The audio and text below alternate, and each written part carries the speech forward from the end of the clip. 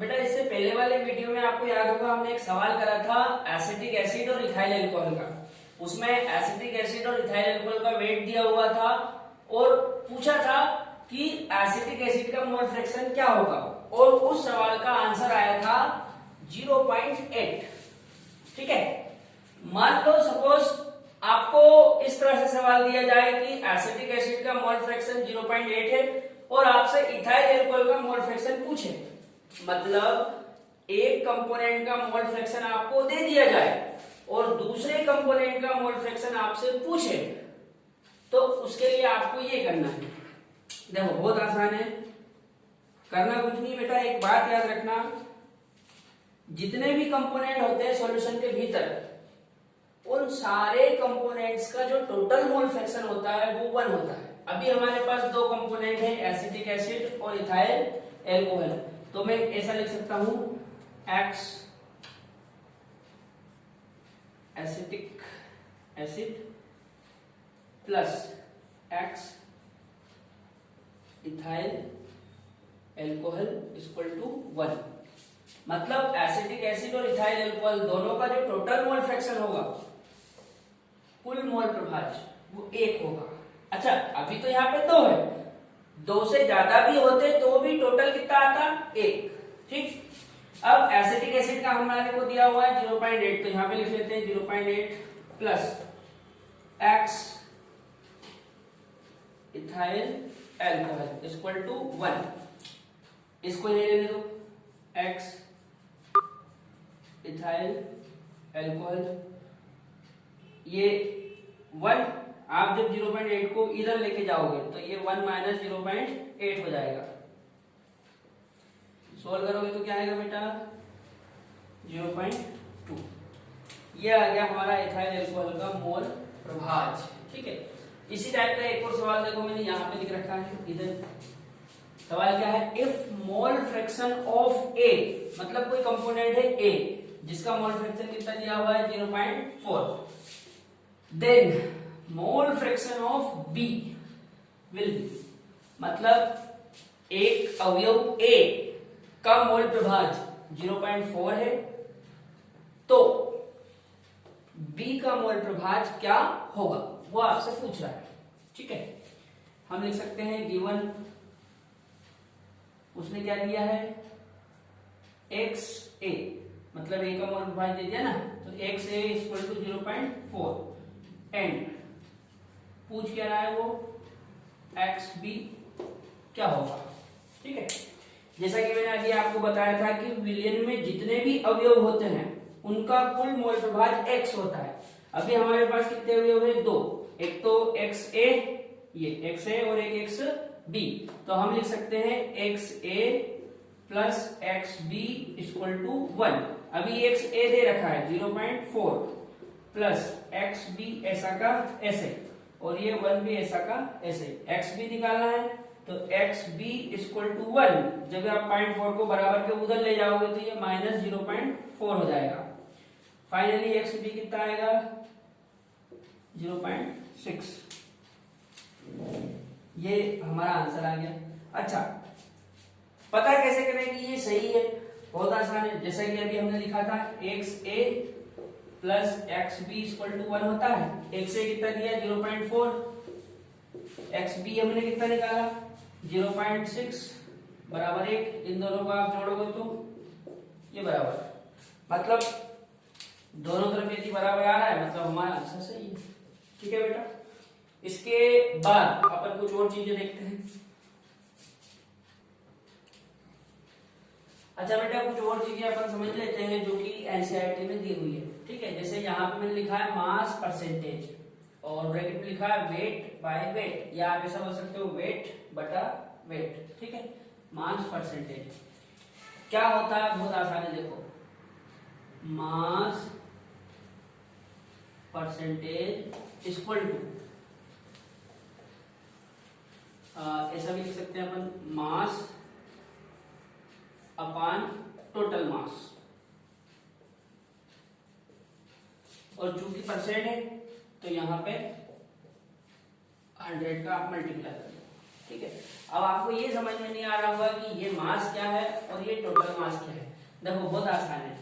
मान लो हमारे पास कोई दो कंपोनेंट है। कितने कंपोनेंट है? दो। लेट ए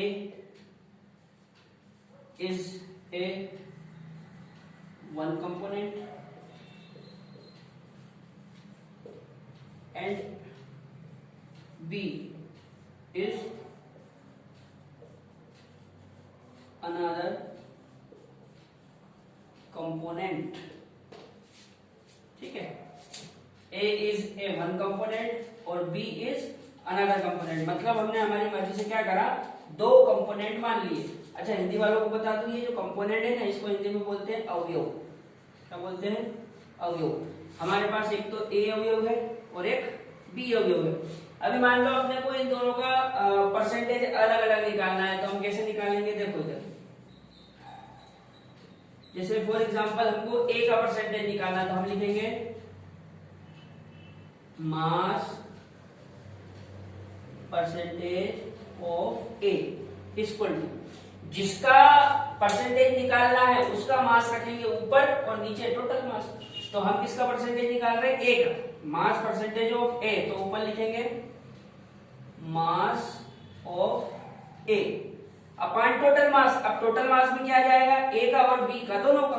तो नीचे टोटल मास इनटू 100। यहां पे आपको मैं बता दूं, ये जो टोटल मास है, इस टोटल मास में ए का भी है और बी का भी है। इसी प्रकार बेटा यदि हमको मास परसेंटेज बी का निकालना है, तो ऊपर बी का मास रखेंगे और नीचे टोटल मास। टोटल मास में ए और बी दोनों आ जाएंगे, याद है की बात।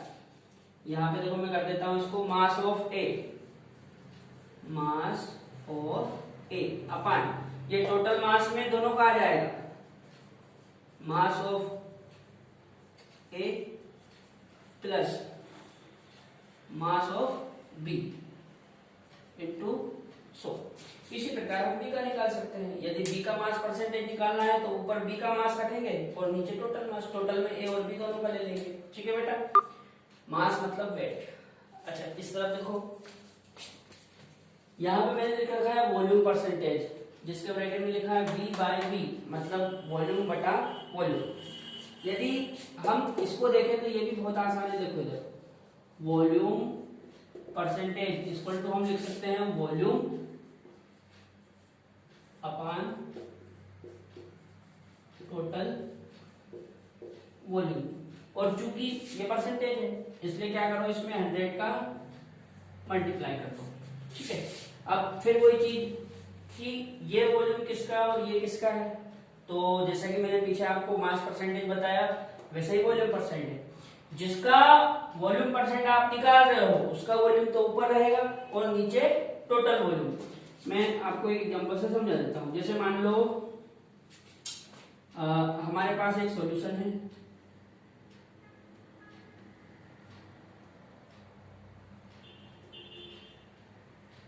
ठीक है, हमारे पास ये क्या है, सॉल्यूशन।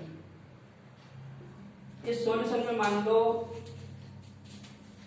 एक है C और एक है D, दो कंपोनेंट है, एक C और एक D।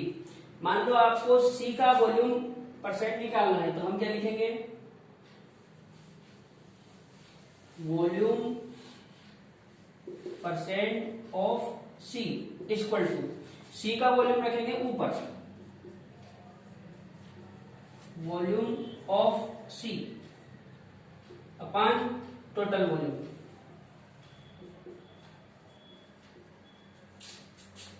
इंटू 100। भाई आपके पास एक विलियन है जिसमें C और D दो अवयव है। मान लो आपसे पूछ रहा है कि C का वॉल्यूम परसेंट क्या होगा, तो ऊपर रखेंगे C का वॉल्यूम और नीचे टोटल वॉल्यूम, वॉल्यूम मतलब आयतन, इंटू 100 कर देंगे। यदि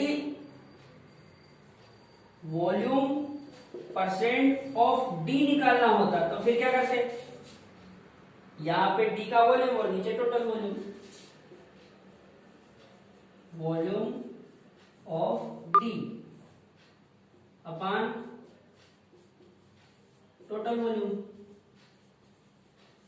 टोटल वॉल्यूम में ये सी और डी दोनों का आएगा, या आप ये भी बोल सकते हो कि ये जो सॉल्यूशन है इसका जो भी है अंदर वो पूरा टोटल वॉल्यूम। ठीक है बेटा, एक बार और समझ लो, कुछ भी नहीं है।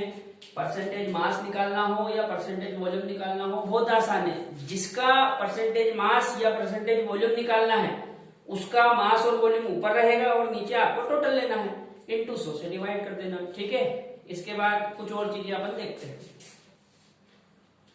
नेक्स्ट है बेटा पार्ट्स पर मिलियन, जिसको शॉर्टकट में बोलते हैं पीपीएम। यदि आपको किसी पदार्थ का पीपीएम निकालना हो तो क्या करेंगे? नॉर्मल सा फॉर्मूला है पीपीएम ऑफ सब्सटेंस, मतलब किसी भी सब्सटेंस का आपको सांद्रता पीपीएम में निकालनी है तो ppm of substance equal to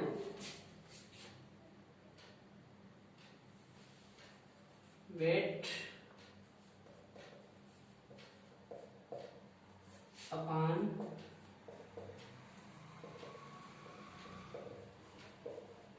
total weight into 10⁶।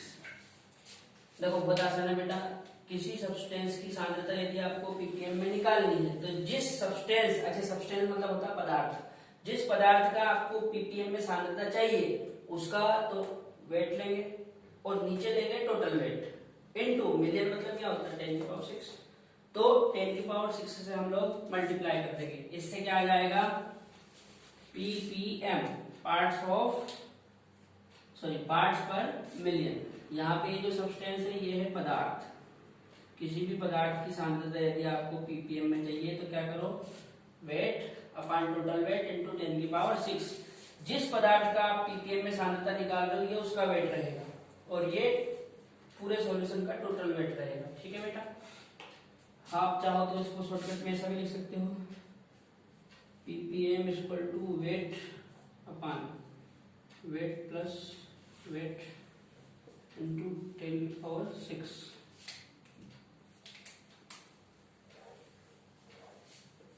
जिसका पीपीएम निकाल रहे हो ये उसका वेट और ये टोटल वेट, ये इसका और ये बाकी का जो दूसरा कंपोनेंट रहेगा उसका इंटू 10⁶। ठीक है, यहाँ पे मैंने आपको विलयन की सांद्रता से रिलेटेड जो भी मेथड थी वो सारी मैंने आपको बता दी। अब एक सबसे इंपॉर्टेंट चीज है बेटा, इधर देखो, टेम्परेचर डिपेंडेंसी। मतलब मैंने आपको ये जितनी भी मेथड्स बताई है इनमें से कौन कौन सी मेथड है जो टेम्परेचर पे डिपेंड करती है और कौन सी ऐसी मेथड है जो टेम्परेचर पे डिपेंड नहीं करती है। ये बहुत इंपॉर्टेंट है, 2017 में नीट के पेपर में इससे रिलेटेड एक क्वेश्चन आया था, वो मैं आपको बता दूंगा। पहले अपन ये समझते हैं। देखो सबसे पहले तो याद रखना बेटा, एक तो मोलारिटी, नेक्स्ट नॉर्मेलिटी और एक होती है फॉर्मेलिटी। ठीक है, मोलारिटी, नॉर्मेलिटी और फॉर्मेलिटी, और एक चाहो तो आप ये भी लिख सकते हो वॉल्यूम परसेंटेज। ये चारों चीजें बेटा टेम्परेचर पे डिपेंड करती है, तो हम लिखेंगे dependent on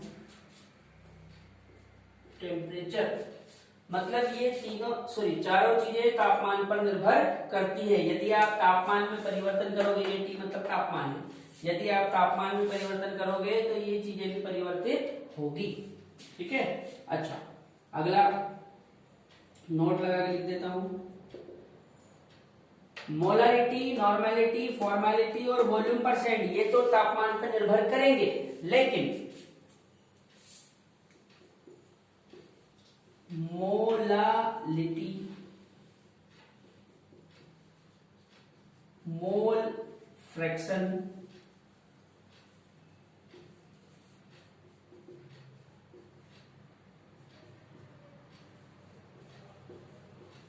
mass percentage and ppm, ये चारों चीजें तापमान पर निर्भर नहीं करती हैं। तो हम लिखेंगे नॉट डिपेंड, यहाँ पे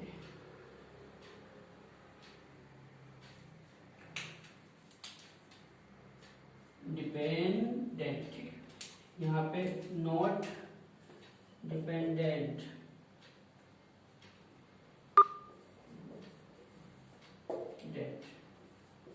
on temperature, not dependent on temperature, मतलब ये तापमान पर निर्भर नहीं करेगी। ठीक है बेटा, मैं आपको वो सवाल बता देता हूँ जो 2017 में पूछा था। ठीक, ये बेटा नीट 2017 का क्वेश्चन है। क्वेश्चन था which of the following is dependent on temperature, Hindi में इनमें से कौन सा तापमान पर निर्भर करता है। ठीक है, सबसे पहले बात मोलारिटी, मोलारिटी तापमान पर निर्भर करेगी। क्यों? क्योंकि बेटा मोलारिटी में वॉल्यूम आता है।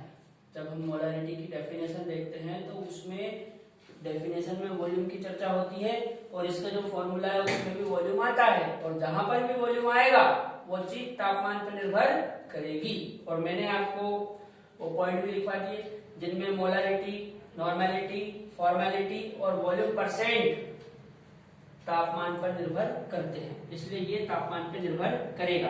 बाकी मोल फ्रैक्शन नहीं करता है, वेट परसेंटेज ये वही है जिसको मैंने मास परसेंट लिखा है, ये भी नहीं करेगा, और मोलारिटी भी तापमान पर निर्भर नहीं करेगी। ठीक है बेटा, तो कई कई भी बहुत सिंपल क्वेश्चन भी आ जाते हैं, इसलिए किसी भी चीज को लाइटली ना लें, हल्के में ना लें, सारी चीजें अच्छे से पढ़ें। ठीक है, यहाँ पर विलयन की सांद्रता से संबंधित सारी मेथड्स मैंने आपको बता दी जो कि एनसीईआरटी में दी हुई है।